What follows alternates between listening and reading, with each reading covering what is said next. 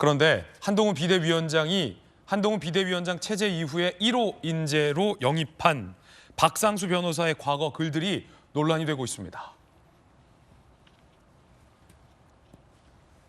주택 문제를 거론하며 60년대 이상 이 꿀빨러 고생하지 않고 편하게 이득을 보는 사람을 꿀빨러라고 한다는군요.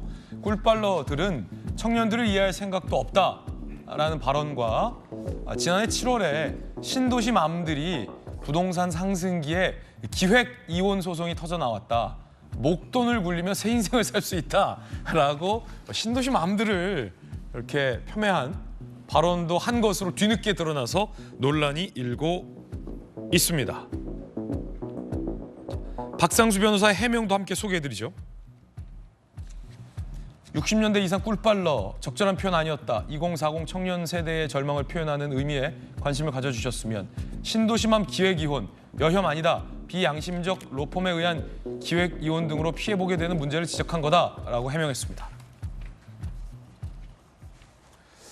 신도시맘들이 아파트 가격이 오르게 되니까 목돈을 챙겨볼 요량으로 그동안 잘 살았던 남편에게 이혼 소송을 해서 재산을 분할해서 목돈을 굴리면서 편하게 살아간다.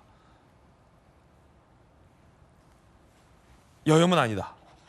강력계 형사에게 물어봐야 될 것 같습니다. 동일하게 묻습니다, 저는. 문제 있는 발언입니까? 문제 없는 발언입니까? 문제가 상당히 심각해 보이는데 일단 꿀빨러 발언도 그 취지는 충분히 공감합니다. 저도 뭐 MZ세대는 아닙니다만 저도 비교적 젊은 세대로서 열심히 살아가지만 아이 낳아 키우고 내 집 마련하는 게 얼마나 어려운지 제 주변 인물들을 통해서 그 어려움을 충분히 공감합니다. 그 지점을 지적하고자 했던 것으로 보이는데 그 취지는 이해되지만 표현이 과한 정도였다로 보입니다만 거기서 더 나아가서 이 신도시맘들 부동산 상승기 기획 이혼 소송은 그야말로 근거도 없어 보이고 일부 근거가 있다고 해도 일부의 문제일 텐데 굉장히 마치 극단적인 사례로 보이는데 신도시 여성들의 일반적인 사례인 양 표현한 것 같아서 이 누가 문제 제기를 하더라도 충분한 해명이 있지 않고서는 이 문제를 쉽게 넘어갈 수는 없어 보입니다. 이 참고 있다가 부동산 상승기에 이혼 소송을 제기한다는 취지잖아요. 어떤 여성이든 남성이든 이와 같은 행동을 하는지도 의문일 뿐만 아니라 상당히 일반을 비판하는 그 과정에서 일부 대목을 끌고 와서 일반의 오류를 범하는 전형적인 일반화 오류의 패턴인데 이 지점은 그동안의 정치를 생각했는지 모르겠습니다만 정치를 하겠다고 마음을 먹은 이상 상당히 적극적으로 해명해야 할 부분 같습니다. 예. 신도시맘들이 기획이혼을 통해 목돈을 굴린다. 글쎄요. 김유정 의원께서 어떻게 보십니까? 일단 저 빨간 잠바를 빨리 벗겨야 되고요. 그리고 인재 영입 1호라고 하는데 이게 무슨 인재입니까? 막말 인재입니까? 신도시맘들이 가만히 계실까 싶어요. 굉장히 마음의 상처들을 많이 입을 것 같다는 생각이 들고요. 그리고 이것뿐만 아니라 법적 커뮤니티에 무슨 또 다른 여성 혐오가 있었잖아요. 그러니까 그것도 문제고 지금 계속해서 뭐 터져 나오고 있어서 이후에도 이어질 수 있다고 생각해요. 그리고 제일 중요한 건 뭐냐면 이 문제되는 말들을 SNS나 이제 본인이 뭐 했다 손 치더라도 맥락을 봐주세요. 그건 이런 의도가 아니었어요. 이런 설명이 필요하다면 그건 문제 있는 겁니다. 예. 그 말 그대로 우리가 다 받아들일 수밖에 없는 건데 사실은 그런 의도가 아니었고요. 이거는 구차한 변명밖에 안 되는 거예요. 그래서 저는 인재영입 1호라고 하는데 빨리빨리 정리하지 않으면 한동훈 위원장 체제가 흔들릴 수 있다 이렇게 판단합니다. 정태근 의원님, 저희 아내도 그 서대문구의 가재울 뉴타운이니까 신도시 맘인데 걱정이 되더라고요. 저는 일단 걱정이 되더라고요. 지금 이제 두 가지의 큰 문제가 있어요. 하나는 지금 아까 우리 박 변호사가 말씀하셨던 것처럼 일반의 오류도 있지만 사실은 정치라는 게 이제 말로 하는 거잖아요.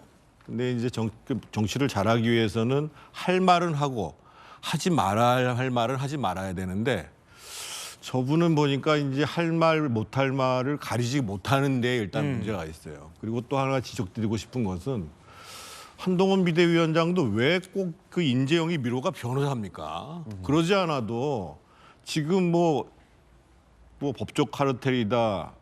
계속 지금 공천심사위원장도 또 판사 출신이잖아요. 모든 거를 법조인들이 다 아는 당. 이래가지고 국민들한테 설득이 되겠어요? 그 당엔 이미 법조인이 많지 않습니까? 너무 많죠. 한 비대위원장도 이 문제에 대해서 입을 열었습니다. 저게 만약 박상수 변호사의 철학이라면 당과 같이 할 수 없다라는 경고성 발언도 했는데요. 일단은 들어보십시오. 한동훈 비대위원장이 혐오와 반칙의 귀재들을 인재라고 영입해놓고 해임 요구에 버티기로 일관하고 있습니다. 이것이 한동훈 위원장이 취임 당시 강조했던 명분과 원칙입니까? 노인 비하 민경우 여성 혐오 김구 선생 펌회 박은식 차명 강의 여성 혐오 박상수 변호사까지 한동훈 위원장에게는 반칙과 혐오의 귀재들만이 동료 시민들을 위한 인재입니까? 영빈제 1호 박상수 변호사가 여성 혐오를 해서 자격 논란이 일고 있는데요. 민주당에서는 위원장께서 꼭 사과해야 된다 이렇게 얘기합니다. 거기는 피해 호소 이런 말 한 분들 아니에요? 제가 그건 자세히 보진 않았습니다만 그분이 직접 쓰신 글인가요? 그건 아닐 것 같은데 만약에 그 박상수 변호사님이 본인이 그렇게 생각하신다. 본인이 그런 철학이다. 그럼 우리 당과 같이 할 수 없습니다. 한동훈 비대위원장은 그 직접 쓴 글이냐라고 오히려 기자들에게 깜짝 놀라서 묻기까지 했습니다. 성춘 부의장님. 직접 쓴 글로 알려져 있죠. 한동훈 위원장께서 뭐 알고 저렇게 대답하셨는지 모르고 대답하셨는지는 모르겠으나 일단 모르겠습니다. 저는 한동훈 위원장의 법무부 전 법무장관 시절부터 인사검증에 그렇게 좋은 실력을 발휘하지 못하셨습니다. 저는 그것이 또 드러난 것이라고 보고 있고요. 안타까운 것은 혐오에 기반하지 않았다고 했지만 뭐 우리 객관적으로 봐도 다 혐오에 기반한 발언은 아니었습니까? 그리고 인재 영입 1호 이번에 그 박 변호사도 그랬지만 사실 비대위원 인선 때도 그런 것들이 아쉽다라는 지적이 있었거든요. 왜냐하면 지금 국민의힘이 여당이 비상 상황에서 비대위를 꾸렸는데 네. 그렇다면 여당에 대해서 좀 자정작용을 하고 비판하고 발전적인 말을 할 수 있는 사람들을 모셔야 되는데 야당에 대한 분노, 야당에 대한 혐오 이런 것들을 하셨던 분들을 모셨단 말이죠. 근데 비대위원 이후에 지금 인재 영입 1호조차도 이렇게 한다는 거는 한동훈 위원장께서 이재명 대표의 피습 사건으로 불거진 우리 혐오의 정치, 배제의 정치 좀 지향하고 새로운 정치로 가야 되지 않겠냐라는 비전을 제시해 줘야 되는 여당의 비대위원장이 이 혐오 정치, 배제 정치를 좀 유지하는 어떻게 보면 더 부추기는 사람을 영입함으로써 좀 부적절한 인사로 가 발탁이 됐다. 저는 아마 이 인사 영입 철회해야 된다고 보고 있고요. 예. 이런 사건 볼 때마다 참 이 혐오, 우리도 뭐 평소에 혐오, 뭐 분노하지 않습니까?